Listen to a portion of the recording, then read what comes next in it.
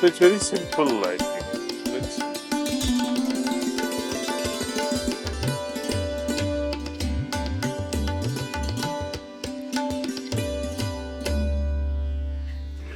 Namaskar. James. Hello. Yes, you- Finally, Yes, my friend.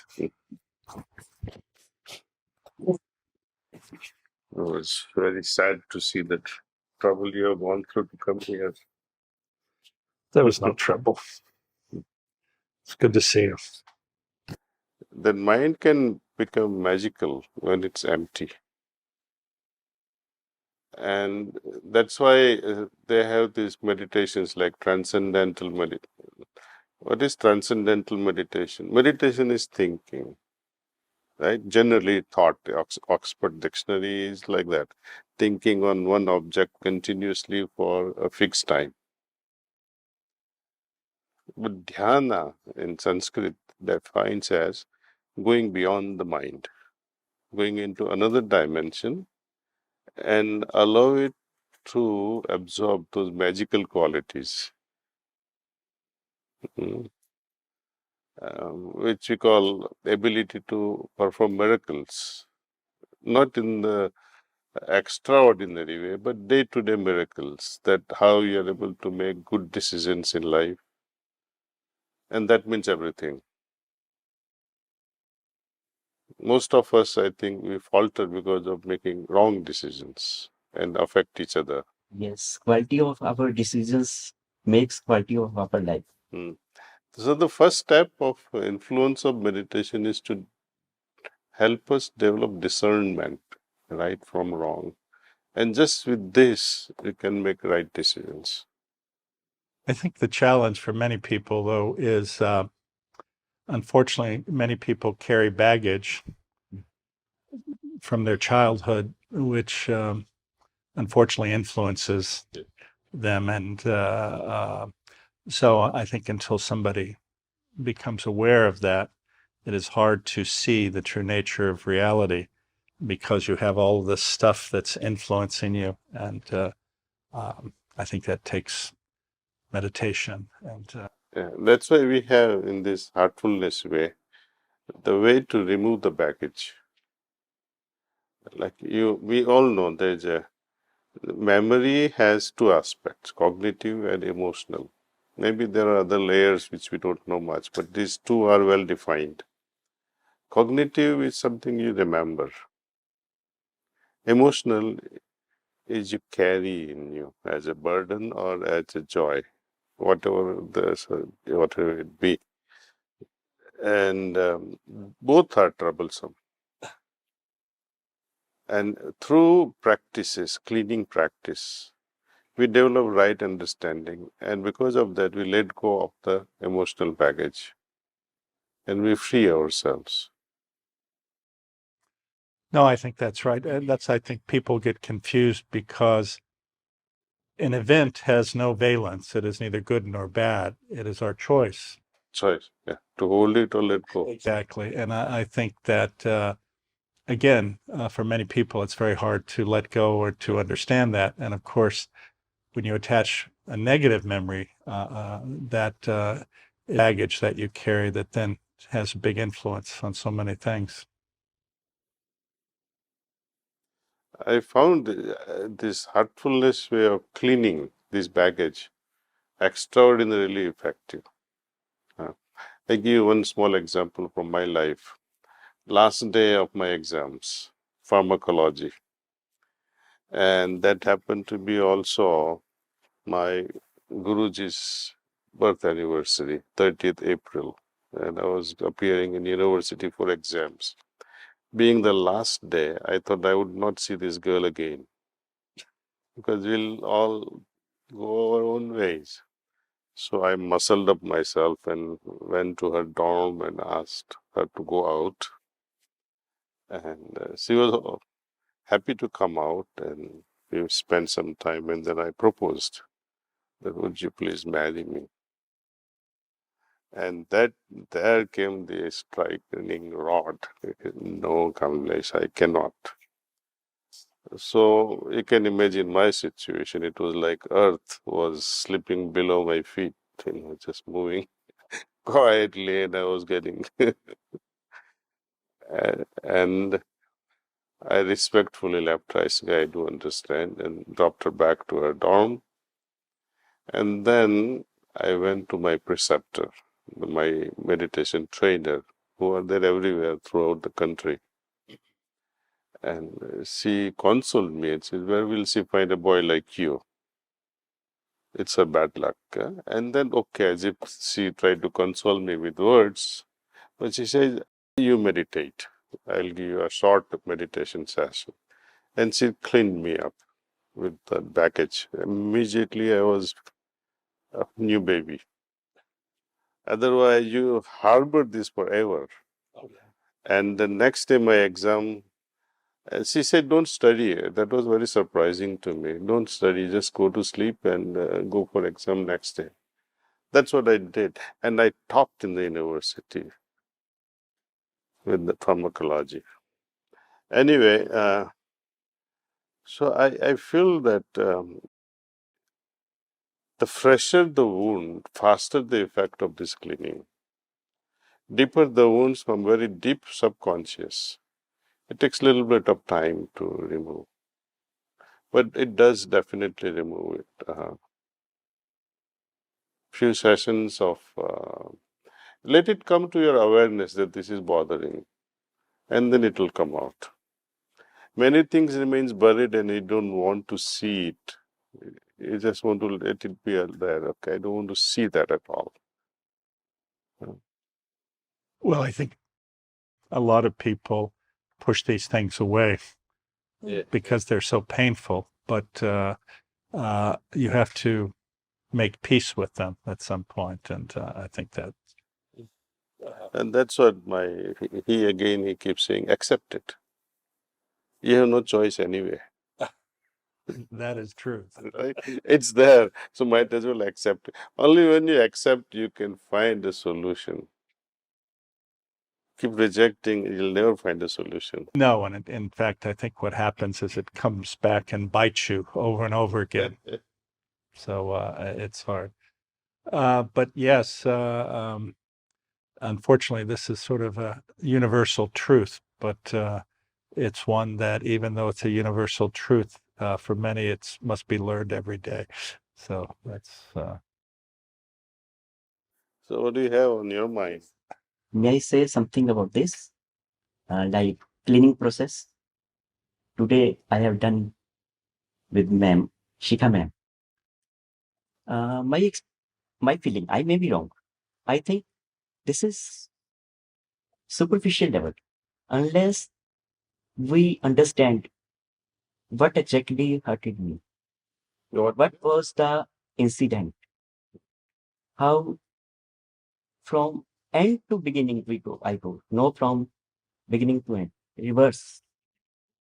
And then I analyze, and then I learn something out of it, and then its poison is out. Only this process can do actual cleaning, not this way. Just imagine you're bad, your all impressions are washing out. I think this is superficial. I may be wrong. You're absolutely wrong. We have been practicing this for donkey's years. And you see what happens when you revisit your wounds, you're actually deepening them. But you were saying, being aware of them, we get rid of them also. You bring it superficially to your mind at a cognitive level. Don't get, don't form the knots with the emotional. Don't brood over those emotions. Because cognitive thing is good actually, because you can protect yourself so that you don't repeat such mistakes. Lessons are there. Listen, so mental memory is good. At the heart level, it binds us, and the complexities gravitates, creates grossness. And that works like gravitation pull on our consciousness. Doesn't let you think freely. When You will always have a prejudice. when there is emotional charge is there, then it is problem. Sure. At philosophical level or thought level, it is fine. It is fine. Yes. It is good actually. It's, you are wiser by that to that extent. Yes. Nice. So you're thinking it's good. I'm into spirituality from teenage. मैं चाहता था मैं घर से भाग जाऊं. मेरा मन था, मैंने योग निकेतन एक है स्वामी योगानंद जी की दिल्ली पब्लिक लाइब्रेरी से बुक्स पढ़ी हुई थी, ब्रह्मा और इस पर सब पर. तो मेरा मन था कि स्पिरिचुअलिटी में जाऊं. मेरी वैसे हमारे घर में बिजनेस है, हमारा फैमिली बिजनेस है हार्डवेयर का, दिल्ली में चारवी बाजार में नट बोल्ट वाशर का 50 kg होलसेल का. लेकिन मेरा मन था कि मैं पढ़ने लिखने इस तरफ जाऊं. तो शुरू से ही मैंने सारा स्पिरिचुअलिटी के कोर्सेज किए हुए हैं, चाहे विपस्सना हो, चाहे आर्ट ऑफ लिविंग हो, इनर इंजीनियरिंग हो, और तरह तरह के सब. कुंडलिनी जागरण के पीछे भी भागा, निर्मला देवी और ये सब. How long will you keep running? यही है मन. All these gurus. मन का ठहराव तो आना चाहिए. ये भटकन कब तक रहेगी? Settle down on something and find out which system is good for you Yes, quickly before the life ends. yes. Otherwise, you Time is running fast. it's like, whom to marry. Yeah. That can take a lifetime. Even after marriage, you wouldn't understand it's the right or wrong one. That is true. That is true. So, question for you. So, What does that stone mean to you? one person, he was on a trekking on a mountain, a small boy, actually 8 or 9 years old. And he said, Daji would love this, so he bought it. And you love it. I like it, so whenever he comes, he makes sure that it's there on my table. See? I thought we were reminding you of little boys here, so they bring it out because we are on our own path and looking for our own. So he feels really happy seeing, oh, it is still there, and he sees my age later is there. Oh, that's beautiful. That's beautiful. Yeah. And it has some shine on it. That's what attracted him to pick it up. So if you notice. It's like a heart. Yes, that's also. Yes. You feel, yeah? Yes, Yeah. absolutely. There's a lot of energy there from him.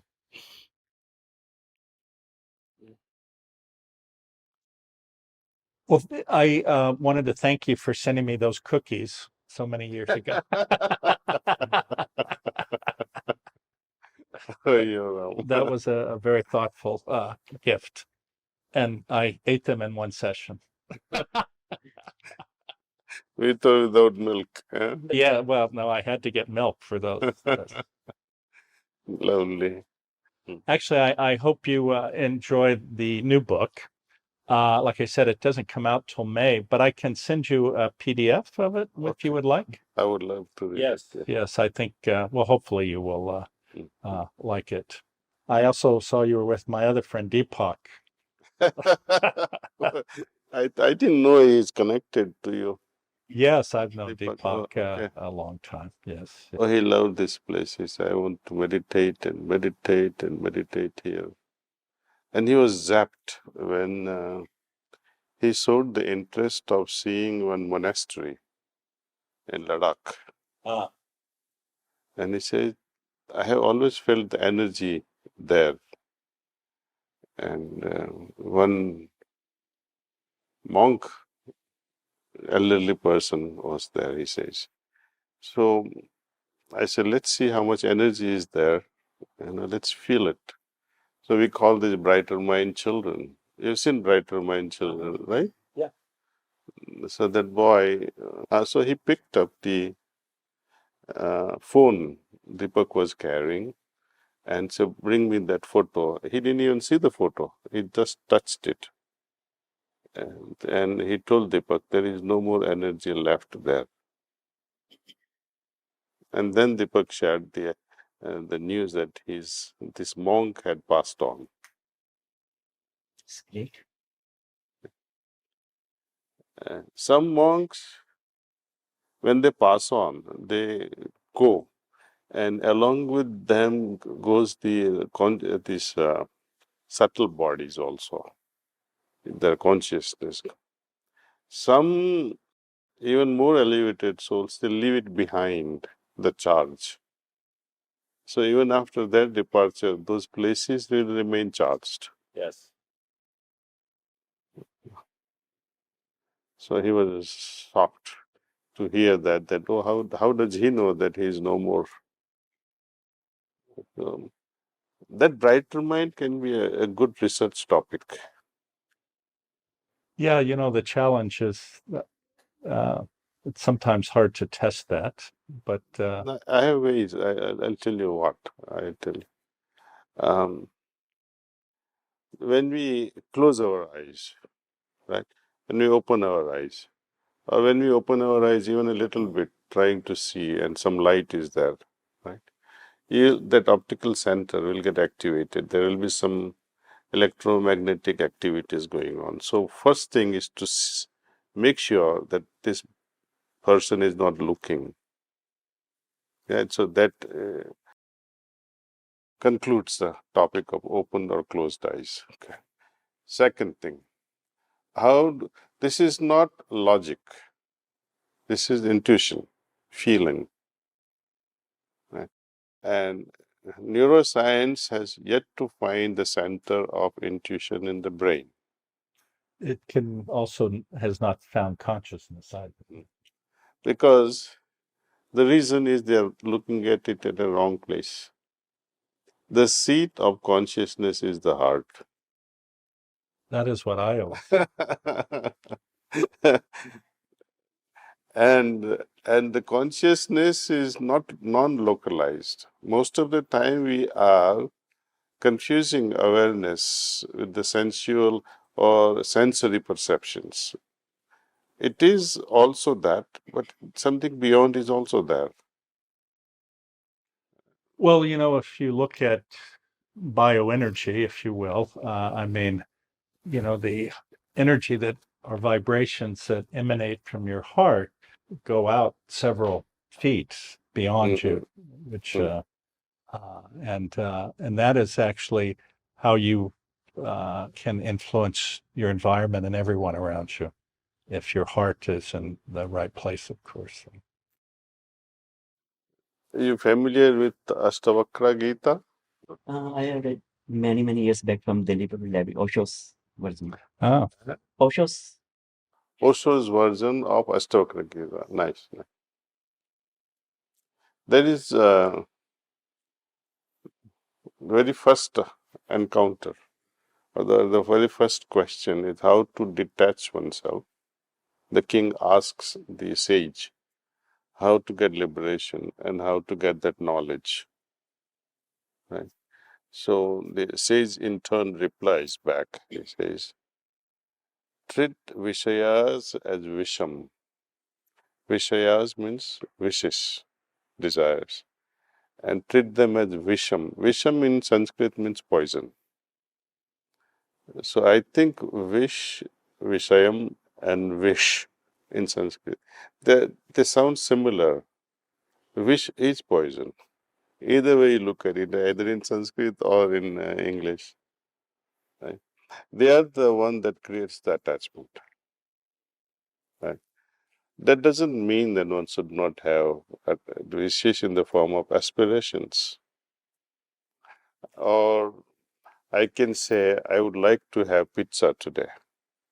That's also a wish, but I cannot demand it. If I get it, it's good. If I don't, it's all right too. So that freedom should be given to the existence.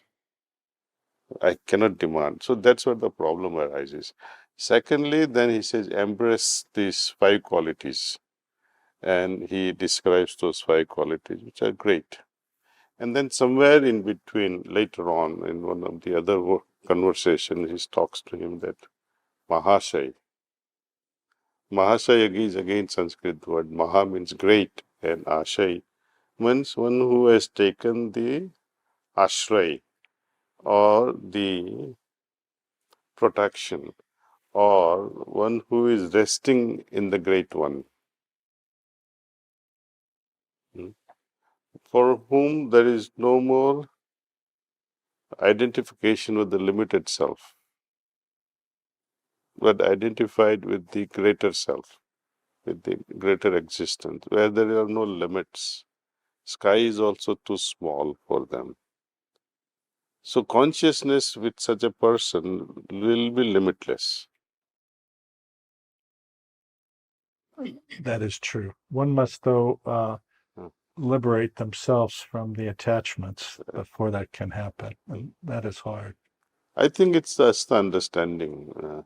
There is no magic, other magic. You develop understanding and things will fall in place. It is the understanding that's the problem.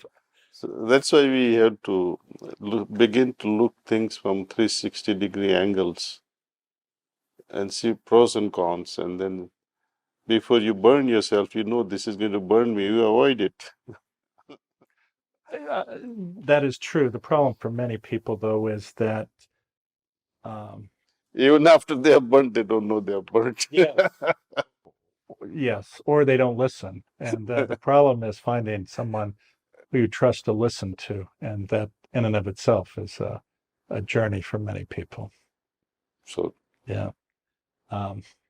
But yeah, I think the challenge is, at least in my view, within yourself already is that unlimited consciousness. Unfortunately, the vision is clouded by all the baggage that you've gotten since your birth that stops you from uh, truly seeing. And it's our challenge is how do we clean that up so that we can truly see. And this is the place. I knew you would say that. This is the magic shop. Yes.